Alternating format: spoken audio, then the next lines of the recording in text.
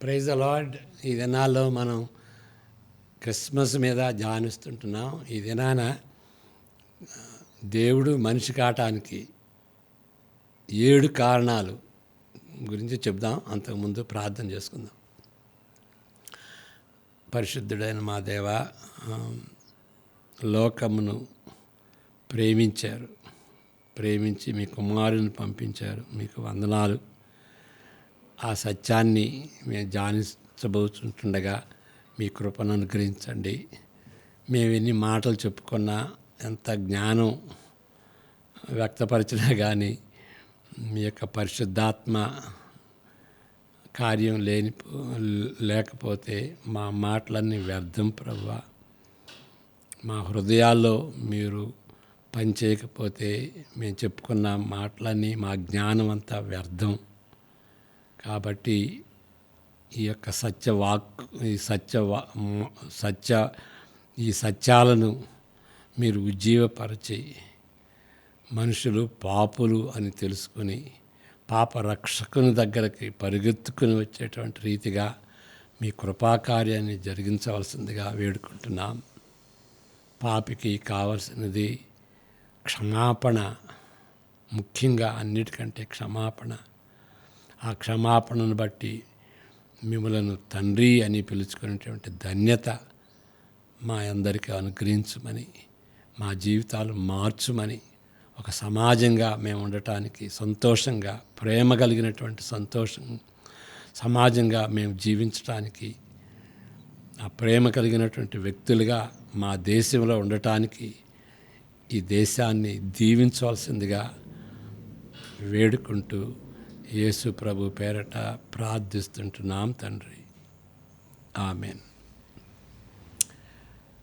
7 కారణాలు. దేవుడు మనిషి కావటానికి 7 కారణాలు. మనుజావతారుడు. ఒక విధంగా అవతారం అంటే దేవుడు మనిషి అయ్యాడు. ఏదో చూడటానికి మనిషి కాదు, నిజమైన దేవుడు నిజమైనటువంటి మనిషిగా అయ్యాడు. ఓకే. మానవ రూపం దాల్చడమే కాదు, మానవ స్వభావాన్ని కూడా దాల్చాడు, మానవుల్ని రక్షించడం కోసమని. మరి ఒక విధంగా చూస్తే దేవుడు, దూతలు, మనిషి. ఓకే. దేవుడు దూతగా రాలేదు, మనిషిగా వచ్చాడు. ఎందుకంటే మానవుల్ని రక్షించడం కోసమని. దూతల్లో 2 రకాలు: మంచి దూతలు, దైవదూతలు, దేవుని దూతలు, మరి చెడ్డ దూతలు, పతనమైనటువంటి దూతలు. వాటినే డేమన్స్ అంటాం. ఆ డేమన్స్కి, దయ్యపు శక్తులకి రక్షణ లేదు. అవి పర్మనెంట్గా అట్లాగే ఉండాలి. మానవుని రక్షించడం కోసం అని దేవుడు మనిషి అయ్యాడు. అది క్రిస్మస్ యొక్క సందేశం అన్నమాట. దాన్ని వివరించి చెప్పాలంటే 7 కారణాలు ఉన్నాయి. మొదటిది ఏంటి అంటే, దేవుడు పాత నిబంధనలో ఆయన వాగ్దానం చేసినటువంటి వాటిని, ఆ వాగ్దానాలన్నిటినీ నెరవేర్చడానికి వచ్చాడు. మరి మత్తయి సువార్త 5:17 నుండి 21 చదివితే అక్కడ క్లియర్గా చెప్తాడన్నమాట. నేను ఎందుకు వచ్చాను అని అంటే, ధర్మశాస్త్రాన్ని, పాత నిబంధనని నెరవేర్చడానికి, ధర్మశాస్త్రాన్ని, ప్రవక్తల్ని తూచా తప్పకుండా ప్రతిదాన్ని నెరవేర్చడానికి వచ్చాను అంటాడు. ఓకే. ధర్మశాస్త్రమునైనను ప్రవక్తల వచనములనైనను కొట్టివేయవచ్చితునని తలంచవద్దు. నెరవేర్చుటకే కానీ కొట్టివేయటకు నేను రాలేదు. నెరవేర్చుటకే అని అంటే దాని అర్థం ఏంటంటే, పాత నిబంధన అంతా కూడాను ఆయన్ని సూచిస్తుంది అని అర్థం. పాత నిబంధన అంతాను ఆయన సూచిస్తుంది. పాత నిబంధనకి అంటే ధర్మశాస్త్రానికి, ప్రవచనాలకి ఇప్పుడు పాత నిబంధనలు 39 ఉంది కదా, 39 గ్రంథాలను ఏమంటారంటే ధర్మశాస్త్రం, ప్రవచనాలు అని అంటారు. The law and the profits, లేకపోతే దాన్నే the law, the profits and the writings, రచనలు. రెండు విధాలుగా అనుకోవచ్చు, 3 విధాలుగా అనుకోవచ్చు. అవన్నీ వాటికి అన్నిటికీ ఆ కేంద్రం ఏంటంటే యేసుప్రభు. కేంద్రం కంటే ఇంకా మంచి మాట వాడితే వాటన్నిటికీ గురి యేసుప్రభు. వాటికన్నిటికీ గురి యేసుప్రభు కాబట్టి ఆయన ఏంటి, ఆయన నెరవేర్పు అన్నమాట. ఆ విధంగా దాన్ని క్రిస్టో టెలిక్ అంటారు. ఆయన గురి కాబట్టి. గురి అంటే టెలిక్ అంటే ఆయన ఉద్దేశం, ఆయన ఆయనే గమ్యస్థానం. ఓకే, ఆయనే వాటి యొక్క పర్పస్ అనేటువంటి రీతిగా క్రిస్టో టెలిక్. వాటన్నిటిని నెరవేర్చడానికి పాత నిబంధనని మనం ఆ విధంగా అర్థం చేసుకోవాలి. ఇప్పుడు పాత నిబంధనలో యేసు ప్రభు ఉన్నాడు. ఏ విధంగా ఉన్నాడు అంటే ఛాయ రూపంలో ఉన్నాడు, పండుగల రూపంలో ఉన్నాడు, ఇశ్రాయేలు చరిత్ర రూపంలో ఉన్నాడు. ఓకే, పాత నిబంధన వ్యక్తుల రూపంలో ఉన్నాడు. Okay, the whole of old testament ఆయన దేన్ని సూచిస్తుందంటే మసకగా ఉన్నటువంటి రీతిగా ఆయనే యేసుప్రభు ఉన్నట్టుగా మనం గమనించాలన్నమాట. ఓకే, దాని గురించి చాలా విషయాలు తెలుసుకోవచ్చు. అది చాలా ముఖ్యమైనటువంటిది. పాత నిబంధనకి క్రొత్త నిబంధనకి ఉన్నటువంటి ఆ సంబంధం ఎట్లా అనేది. లేకపోతే అవి యేసు ప్రభువులో నెరవేర్చకపోతే ఇక తర్వాత నెరవేర్తాయి అని కొంతమంది అంటారు. లేదు, అన్నీ కూడాను, సమస్తం కూడాను తూచా తప్పకుండా, పుల్లైన కూడా విడవబడకుండా ప్రతిదీ కూడాను యేసు ప్రభువులో ఇంకా నెరవేర్చాల్సింది ఏం లేదు అని గమనించాలి. యేసుక్రీస్తులో, ఆయన సువార్తలో నెరవేర్తాయి అన్నమాట. అది మరి అంటే అది భూపనాదులు వేయబడక మునిపే దేవుడు తలంచాడు రక్షకుని గురించి, ఆయన కుమారుని గురించి, రక్షణ విధానాన్ని గురించి, ఆ ప్లాన్ గురించి. అది ఎప్పుడూ నిత్యత్వంలోనే దేవుడు తలంచాడు అని మనం గ్రహించుకోవాలన్నమాట. ఆదిలోనే వాటన్నిటినీ నెరవేర్చటం కోసం ఆయన చరిత్రలో నెరవేర్చాడు యేసు ప్రభు ద్వారా. రెండవ కారణం, దేవుడు మనిషి ఎందుకు కావాలి అని అంటే, రెండవ కారణం ఆయన దేవుడు తండ్రి అని చూపించుకోవడం కోసం. యూదులు మామూలుగాను పాత నిబంధన చదివినప్పుడు దేవుడు ఉన్నత స్థలాల్లో పరిశుద్ధుడిగా మనకు అతీతంగా ఉన్నటువంటి వాడు అని తలస్తారు. కానీ ఆయనకు సన్నిహితంగా ఉన్నాడు, మనతో కూడా దగ్గరగా ఉంటాడు. ఆయన ఇమాన్యుయల్ అనేటువంటి ఐడియా ఉండదన్నమాట. ఒక వచనం చదవండి దయచేసి, యెషయా 57:15. యెషయా 57:15 అది చాలా ముఖ్యమైనటువంటి వచనం. అక్కడ గాడ్స్ ట్రాన్సెండెన్స్ అండ్ ఇమినెన్స్, దేవుడు ఉన్నతంగా మనకి సృష్టికి దూరంగా ఉండేటువంటి పరిశుద్ధుడు. పరిశుద్ధుడు అంటే ఏంటి? డిఫరెంట్ అన్నమాట. Different. I will explain the same words. Okay, ఆయనకి పరిశుద్ధుడు అని అంటే ఆయన సృష్టికి దూరంగా ఉండేటువంటి సృష్టికర్త అని గ్రహించుకోవాలి. సృష్టికి అతీతంగా ఉండేటువంటి టోటల్లీ డిఫరెంట్. దానిలో మోరాలిటీ కూడా ఒక భాగం అన్నమాట. మనం పాపులమి, ఆయన పరిశుద్ధుడు అంటే ఆయనలో పాపం లేదని అర్థం కూడా ఉంటుంది. పరిశుద్ధత అంటే టోటల్లీ డిఫరెంట్. సృష్టికి అతీతంగా ఉండేటువంటి వాడు, అతి పరిశుద్ధ స్థలాల్లో నివసించేవాడు. ఓకే, అయినను అక్కడ ఆ వచనం ఏముంది? అయినను వినయము గలవారి ప్రాణమును ఉజ్జీవింప చేయుటకును, నలిగిన వారి ప్రాణమును ఉజ్జీవింప చేయుటకును, వినయము గలవారి యొద్దను దీన మనస్సు గల వారి యొద్దను నివసించుతున్నాను అంటాడు. అంటే విరిగి నలిగినటువంటి హృదయం కలిగి పశ్చాత్తాపడి వాళ్ళు పాపులని ఒప్పుకుని ఆయన దగ్గరకు వచ్చేటువంటి వాళ్ళ హృదయంలో జీవిస్తాడన్నమాట. ఓకే, కాబట్టి ఆయన దూరంగా ఉంటాడా దగ్గరకు ఉంటాడా? రెండు. అది ఆ వచనంలో ఉన్నటువంటి గంభీరత అదన్నమాట. The transcendence of God and the immanence of God. మన శరీరానికి గాలి ఎంత అంటుకుని ఉంటుందో అంతకంటే దగ్గరగా మన జీవితంలో మన హృదయంలో ఉండేటువంటి దేవుడు ఇమ్మాన్యుయల్. ఓకే, దేవుడు మనతో కూడా ఉన్నాడు. అది ఆ రెండు. అంత సన్నిహితంగా ఉండేటువంటి ఆ బంధుత్వం ఏది? తండ్రి కుమారుల బంధుత్వం. కాబట్టి దేవుడు పరిశుద్ధంగా ఉన్నత స్థలాల్లో ఉండటమే కాదు, మనకి తండ్రి వలె సన్నిహితంగా ఉంటాడు. కాబట్టి దేవుడు ఇప్పుడు పాత నిబంధనలో ఆ మాటలు మనం చదువుకున్నటువంటి మాటలు యెషయా 57:15 అలాంటి మాటలు ఎన్నో ఉన్నాయి.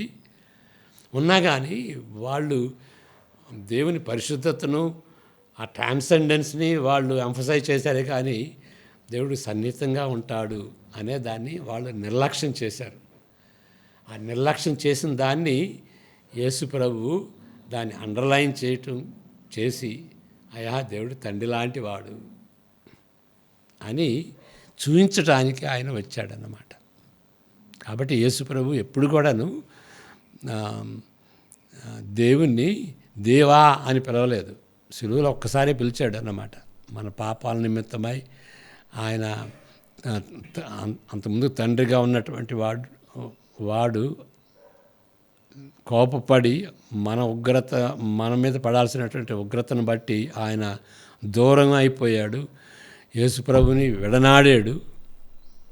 అందువలన సిలువలో దేవా అని అన్నాడు.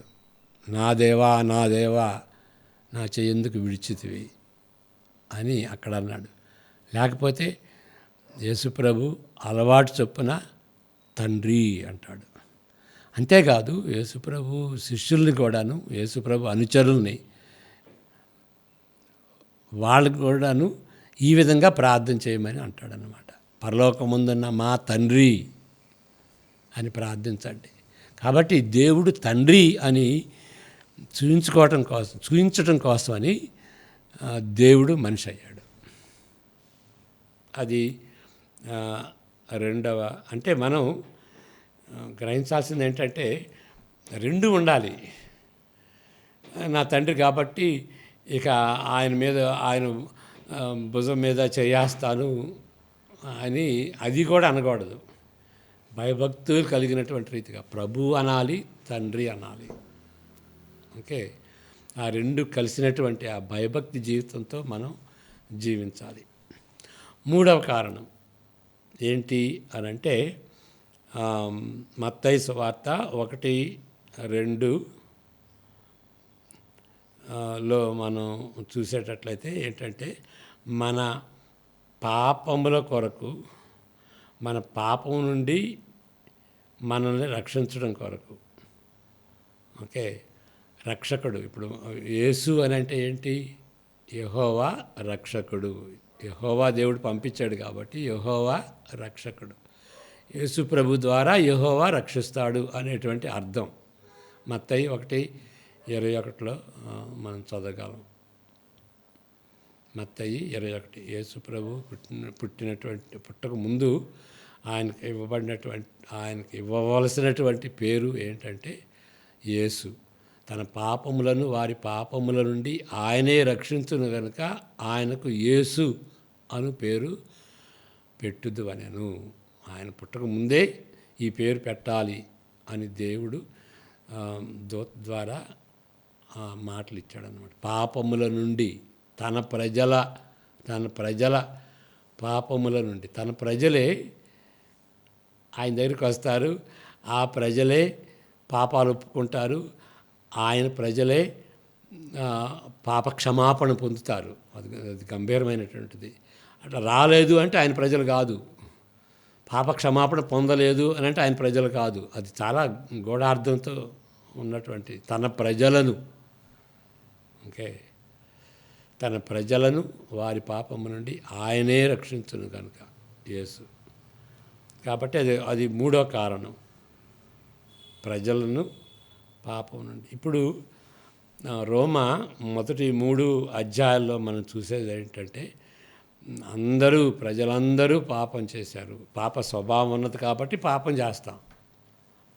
తలంపుల ద్వారా, మాటల ద్వారా, క్రియల ద్వారా, ప్రతిక్రియల ద్వారా పాపం చేస్తారు. ఓకే, అది ఆ పాపం ఎలాంటిది అని అంటే గొంతు పిసికేటువంటి రీతిగా, స్ట్రాంగిల్ హోల్డ్ అంటారు ఒక అతను, స్ట్రాంగిల్ హోల్డ్. ఇప్పుడు ఒక వ్యక్తి గొంతు పట్టుకుని గోడకి అదిగితే ఎట్లా ఉంటుంది, అలాంటి పరిస్థితి పాపం అనేది. పాపా నుండి తప్పించుకోవటం, పాప శాపా నుండి తప్పించుకోవటం, పాప ప్రభావం నుండి తప్పించుకోవటం, అది ఇక ఏది లేదు.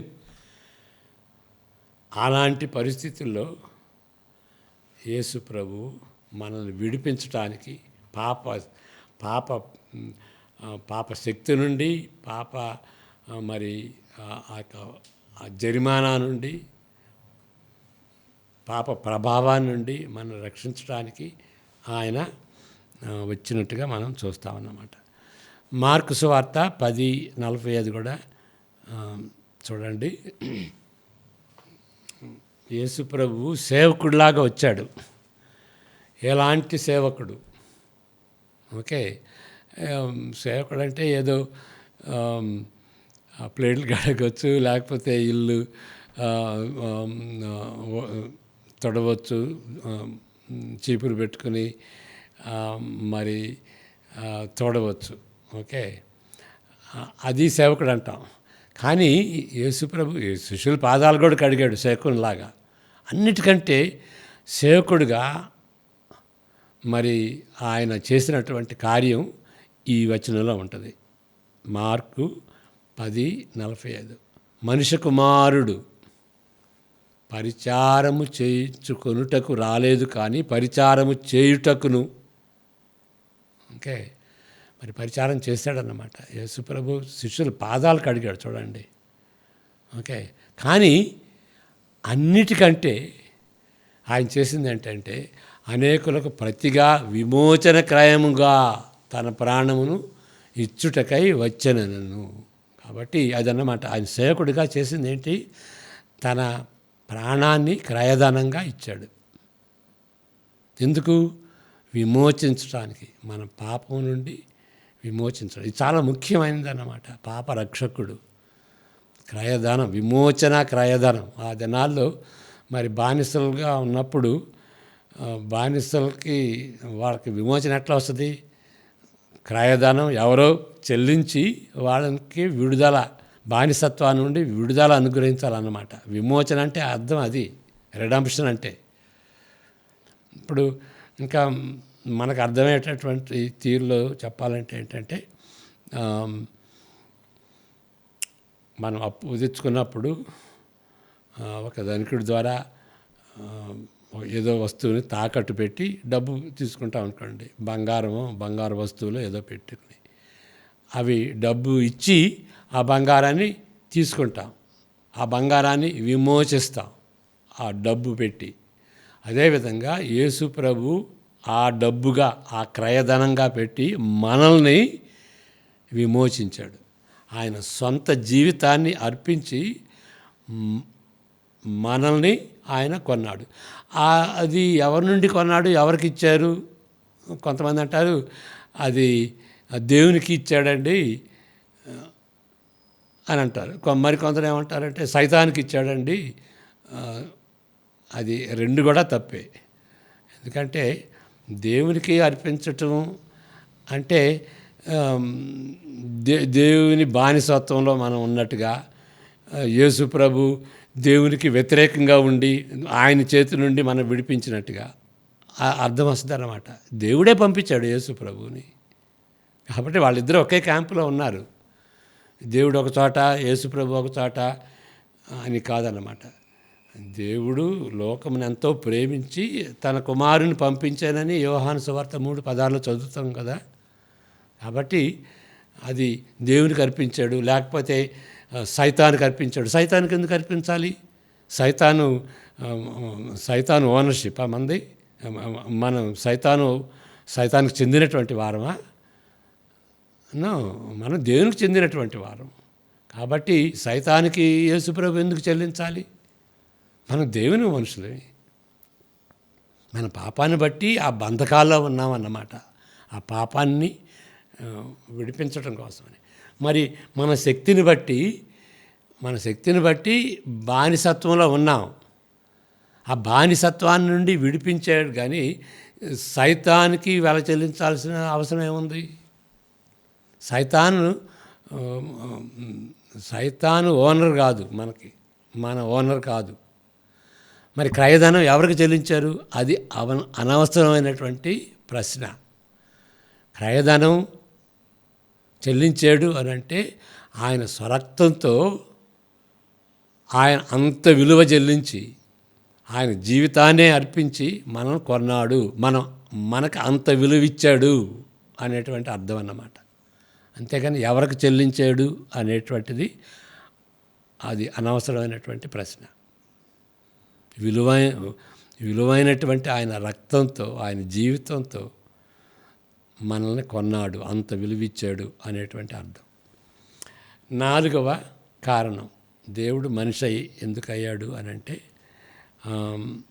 That he may destroy the works and the power of the devil, to judge the devil, to bind the devil, the prince of the power of the air, the only one who could challenge God. Okay, Hebrew 2:14-15.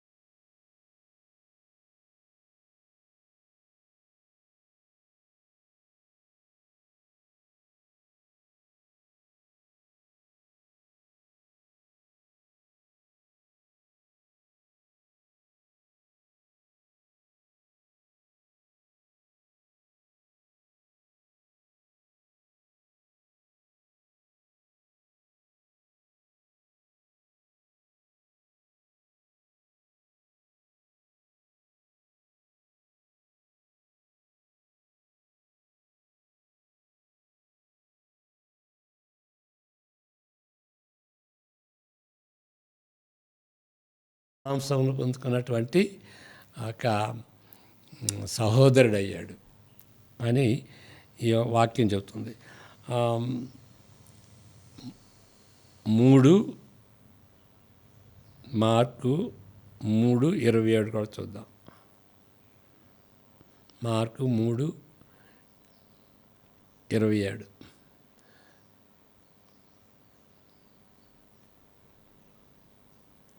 ఒకడు బలవంతుడైన వానిని మొదట బంధించితేనే తప్ప ఆ బలవంతుని ఇంటజొచ్చి వాని సామగ్రి దోచుకొన నేరడు. బంధించిన ఎడల వాని ఇల్లు దోచుకొనవచ్చును. అంటే మనల్ని రక్షించడం కోసమని బలవంతుడైనటువంటి వాడిని బంధించాడు యేసుప్రభు. ఆ అనాలజీ అన్నమాట. ఇంకొక వచనం చూడండి, యోహాను సువార్త 16వ అధ్యాయం 8, 9, 10, 11. 8 నుండి 11. ఇది గంభీరమైనటువంటి ఈ వాక్యాలు. యేసుప్రభు ఆయన వచ్చి పాపమును గూర్చియు నీతిని గూర్చియు తీర్పును గూర్చియు లోకమును ఒప్పుకొనజేయను. ఆయన అంటే అక్కడ యేసుప్రభు కాదు, ఆయన అంటే యేసుప్రభు చెబుతున్నాడు. ఆయన వచ్చి అంటే పరిశుద్ధాత్మ దేవుడు వచ్చి, యేసుప్రభు చనిపోయి తిరిగి లేచిన తర్వాత ఆ పరిశుద్ధాత్మను పంపిస్తాడు. ఆయన వచ్చినప్పుడు ఈ కన్విక్షన్ ఇస్తాడనమాట, పాపను గురించి, నీతిని గురించి, తీర్పుని గురించి. దాని గురించి 9, 10, 11లో వివరిస్తాడు.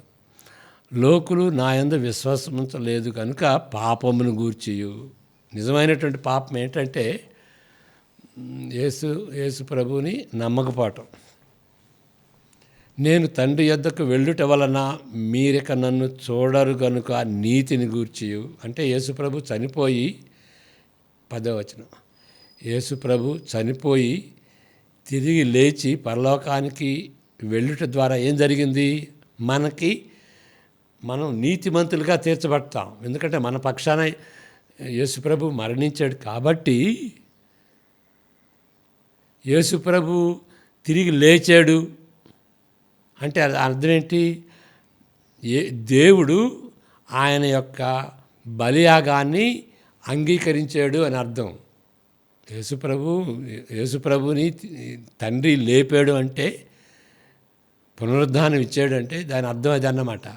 యేసుప్రభు యొక్క బలియాగాన్ని దేవుడు అంగీకరించాడు. ఆయన అంగీకరించాడు కాబట్టి మనకేం జరుగుద్ది? మన పక్షాన చనిపోయినటువంటి పాపులకి వాళ్ళు నీతిమంతులుగా తీర్చబడతారు. అది దాని అర్థం. చూడరు కనుక నీతిని గూర్చి అంటే మనల్ని నీతిమంతులుగా తీర్చారని. ఓకే, ఈ లోకాధికారి ఇప్పుడు సైతాన్ అన్నమాట. ఈ లోకాధికారి తీర్పు పొంది ఉన్నాడు కనుక తీర్పును గూర్చి ఒప్పుకొన చేయను. అంటే మన నిమిత్తమై యేసుప్రభు చనిపోయినప్పుడు సైతానుకి తీర్పు జరిగింది. సైతాను యొక్క తల చితకగొట్టబడింది.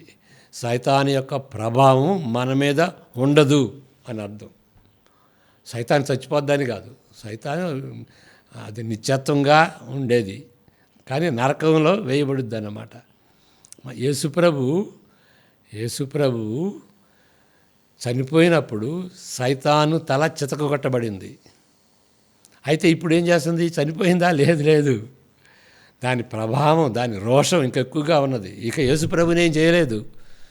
యేసుప్రభు ఈ విధంగా చేశాడు కాబట్టి, దాని ప్రభావం తీసివేశాడు కాబట్టి, ఇక మనపై రౌద్రం అన్నమాట అది జరుగుతుంది. హింసల ద్వారా, కష్టాల ద్వారా ఏదో రీతిగా దేవుని ప్రజలను నష్టపెట్టాలని సైతాను అనేక రీతులుగా ప్రజలను వాడుకుంటుందన్నమాట. అది ఇలాంటి అపోజిషను జరుగుతూనే ఉంటుంది. ఎప్పుడు యేసుప్రభు రెండవ రాకడ వరకు ఈ యొక్క వైరం జరుగుతూనే ఉంటుంది.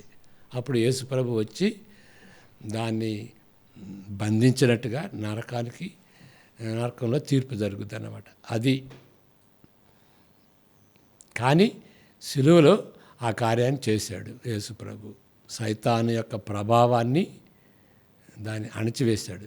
చివరి యేసుప్రభు వచ్చినప్పుడు 1000 సంవత్సరాల పరిపాలన అంటాం కదా, ఆ టైంలో ఏం జరుగుద్ది అని అంటే, మరణం దాని యొక్క ప్రభావాన్ని, అది చివరి ద లాస్ట్ ఎనిమీ, చివరి వైరి, చివరి శత్రువు దాన్ని ఓడిస్తాడనమాట. అంతవరకు ఈ యొక్క పోరాటం జరుగుతూనే ఉంటుంది. దాని సమయం దగ్గర పడిందని సైతానుడు ఇక నా పని అయిపోయిందిలే, ఇక ఈ కక్ష తీర్చుకుందాం యేసుప్రభు అనుచరుల మీద అనేటువంటి ఉద్దేశంతో సైతానుడు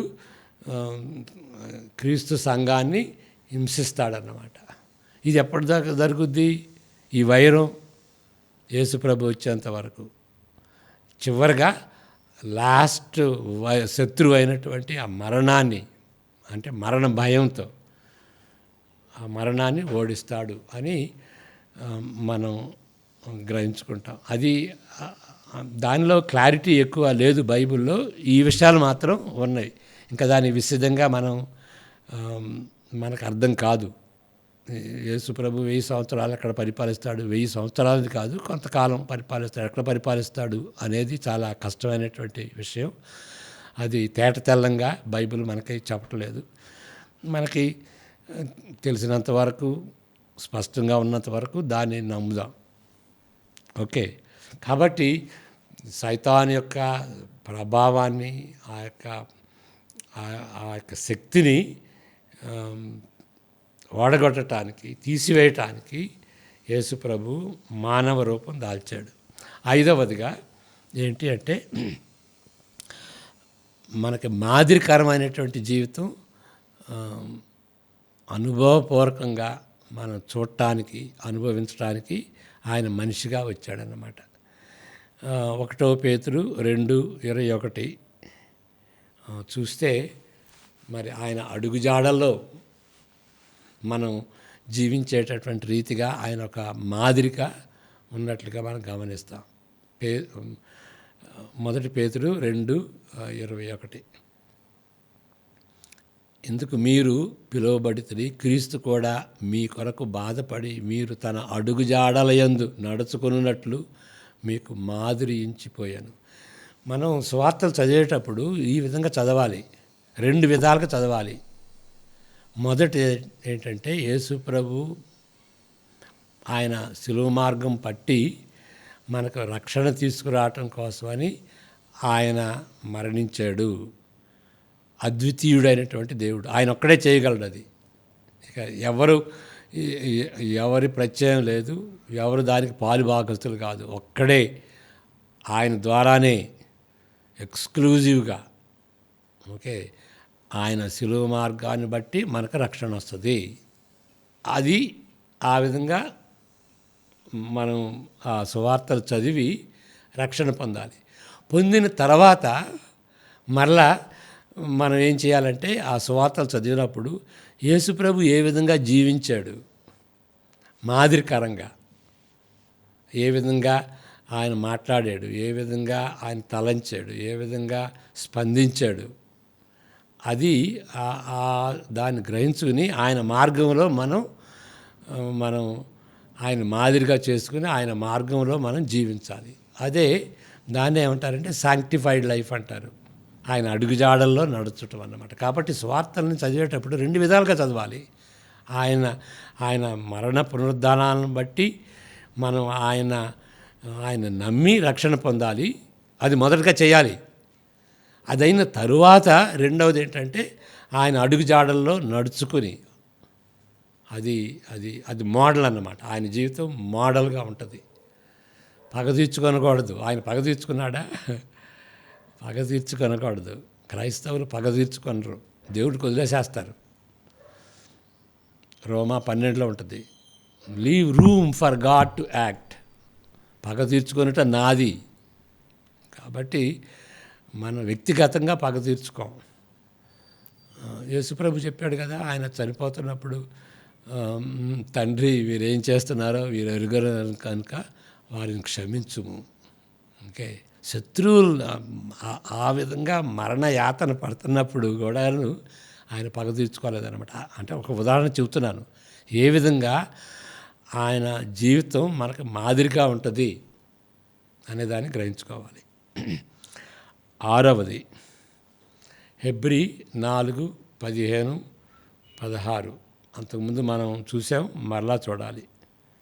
ఆయన మనకి ప్రధాన యాజకునిగా ఉండి మనకి దేవునికి మధ్యవర్తిగా. మరి యాజకుడు అంటే ప్రధాన యాజకుడు, లేకపోతే యాజకుడు అంటే మధ్యవర్తి. దేవునికి మనకి మధ్యవర్తిగా ఉండి, ఓకే, ఆయన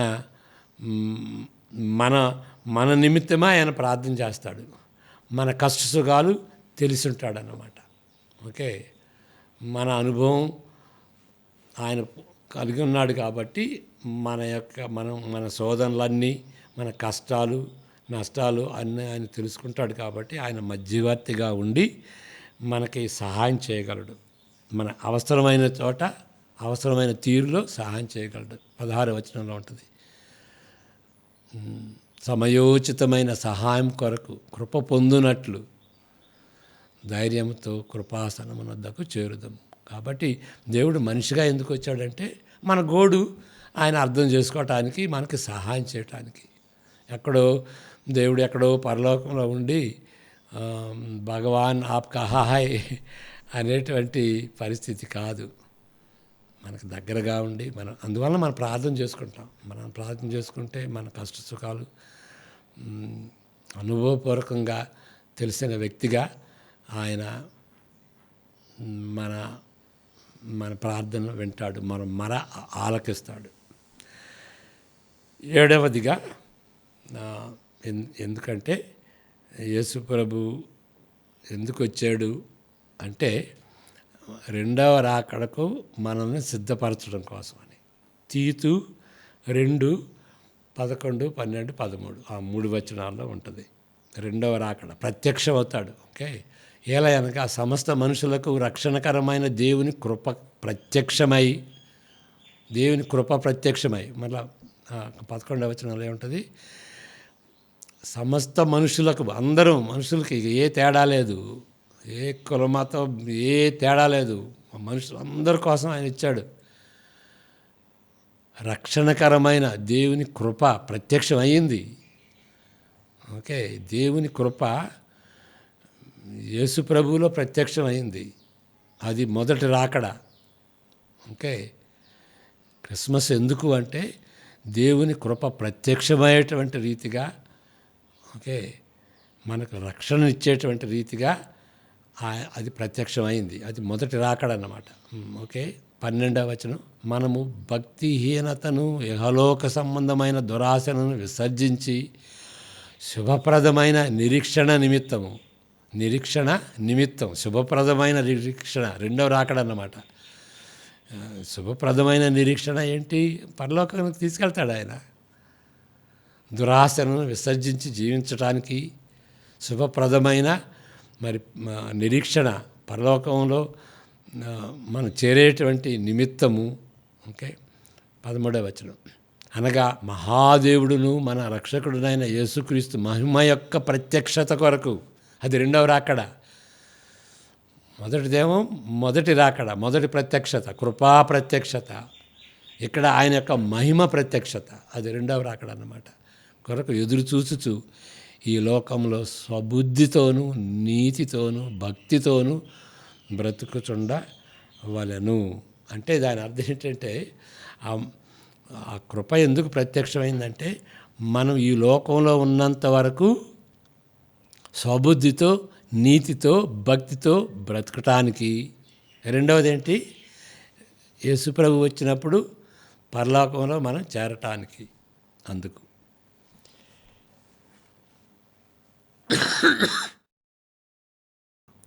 ఒక మాటలో చెప్పాలి అంటే దేవుడు మనిషిగా ఎందుకు వచ్చాడు, దాని మొదటి రాకడ అంటాం. ఆ మొదటి రాకడ ఎందుకు అని అంటే రెండవ రాకడ కొరకు, రెండవ రాకడలో జరిగేటువంటి తీర్పు కొరకు మనల్ని సిద్ధపరచడం కోసమని. ఆ తీర్పు ఎట్లా ఉంటుంది? పాపులు నీతిమంతులుగా అయినప్పుడు వాళ్ళకి రక్షణే, నీతిమంతులుగా తీర్చబడ్డారు. యేసుప్రభుని ఎప్పుడు నమ్ముతారో ఆయన యొక్క కృపా కార్యాన్ని బట్టి, శిలువ కార్యాన్ని బట్టి పాపులు నీతిమంతులుగా అవుతారు. కాబట్టి ఇంకా తీర్పు అనేది ఉండదు.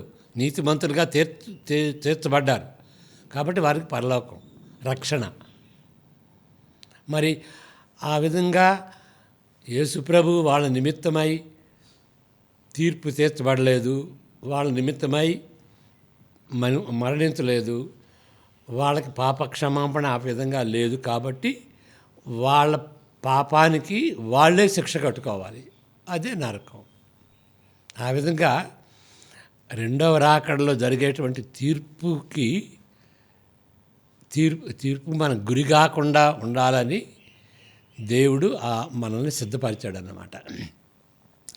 ఆ రెండవసారి వచ్చేటువంటి తీర్పు, ఓకే, దాన్ని ఇంకా వేరే మాటలు చెప్పాలంటే మహా ఉగ్రత, దేవుని ఉగ్రత. ఒక వచనం చదువుదాం మళ్ళా, రోమా 5:9.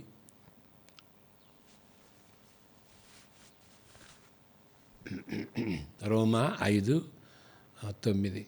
కాబట్టి ఆయన రక్తం వలన ఇప్పుడు నీతిమంతులుగా తీర్చబడి మరింత నిశ్చయముగా ఆయన ద్వారా ఉగ్రత నుండి రక్షింపబడుదుము. ఫ్యూచర్లో ఉగ్రత, దేవుని యొక్క ఉగ్రత ఫ్యూచర్లో ఉంటుంది అన్నమాట.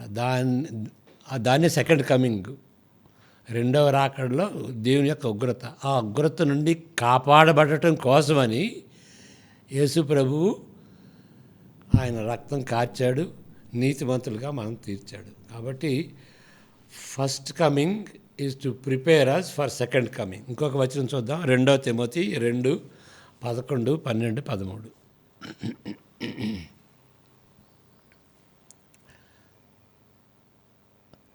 ఈ మాట నమ్మదగినది. ఏలనగా మనం ఆయనతో కూడా చనిపోయిన వారమైతే ఆయనతో కూడా బ్రతుకుదుము.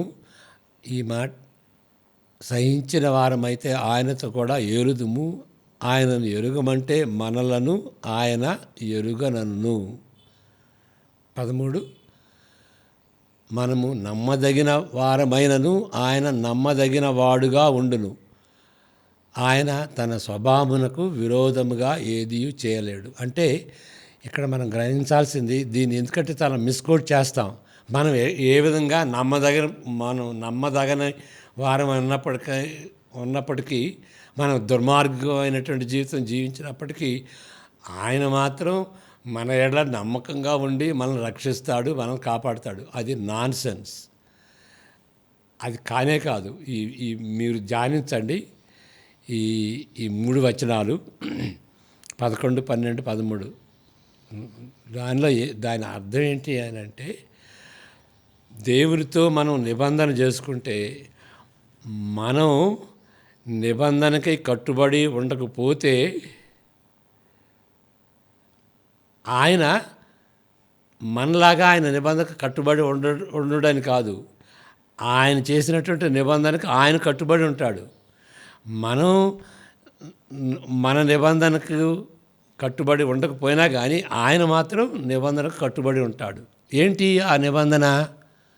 మీరు నమ్మితే నమ్మినట్టుకు తగినగా రక్షణ ఉంటుంది, నమ్మకపోతే మీ గతి మీదే. అది నిబంధన, దానికి కట్టుబడి ఉంటాడు. కాబట్టి ఇది చాలా సీరియస్ అన్నమాట. దేవుని అంగీకరిస్తావా, దేవుని ధిక్కరిస్తావా? దేవుడు ఏర్పరిచినటువంటి మార్గం, దేవుడు మనిషి అయ్యి ఇదంతా చేశాడు. కాబట్టి మీరు ఆలోచించండి, ఆలోచించి దీనిలో సత్యం ఉంటే సత్యాన్ని అంగీకరించండి. ఓకే, దేవుడు మిమ్మల్ని దీవించును గాక. చిన్న ప్రార్థన చేసుకుందాం. ప్రభువా, మీరు వాగ్దానం చేసి నెరవేర్చేటువంటి దేవుడు అని ముందుగా చెప్పుకున్నాం, చివరిలో చెప్పుకున్నాం. పాత నిబంధనలో వాగ్దానం చేశారు, యేసుక్రీస్తులో నెరవేర్చారు. పాత నిబంధనలో మరి ఆ యొక్క తీర్పు ఉంటుందని చెప్పారు, మరి రెండో రాకడలో ఆ తీర్పు జరుగుద్దని చెప్పారు. ప్రభువా, ఆ తీర్పు మాపై పడకుండా యేసు ప్రభుపై పడేటట్లుగా ఆయన పంపించారు. ఎంత కృపామయుడవు నాయన. ఆ కృపను ధిక్కరించకుండా అంగీకరించడానికి మీ కృపను గురించమని, మీ ఆశీర్వాదాలు మాపై ఉండులాగున, ఉగ్రతకు బదులుగా కరుణలో మేము ప్రవేశించటానికి మా కనువిప్పును అనుగ్రహించి ఆ శిలువలో ఉన్నటువంటి మర్మాన్ని మాకు ఎరుకపరచవలసిందిగా ప్రార్థిస్తూ మీ దీవెనలు కోరుకుంటూ మమ్మల్ని, మా కుటుంబాలని, మా దేశాన్ని, మా సమాజాన్ని మీరు దీవించవలసిందిగా ప్రార్థిస్తూ మా దేశ నాయకులను కూడా ఆశీర్వదించమని యేసు ప్రభు పేరట ప్రార్థిస్తుంటున్నాం తండ్రి. ఆమెన్. God bless you.